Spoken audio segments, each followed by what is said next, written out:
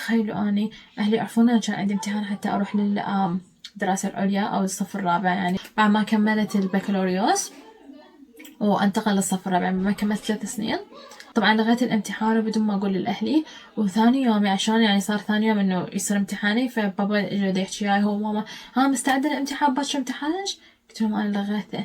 طبعا صدموا وقاموا يحشون علي وقالوا لي إنه رأسا شيء قررت قرار مصيري. فجأة هو ما كان فجأة، هو كان إنه بين خيارين، أنا شفت بين نارين كأنه نقول نار إنه أكمل بحلم الأريده بس بالنهاية أسوي أشياء أني خارج عن الأشياء، خارج عن المادي القيم والأهداف اللي أنا ردتها، أو ما أكمل أسوي شيء أساعد بيه الناس من غير طريقة بس أقدر أساعدهم ويرهم ويا مادتي القيم.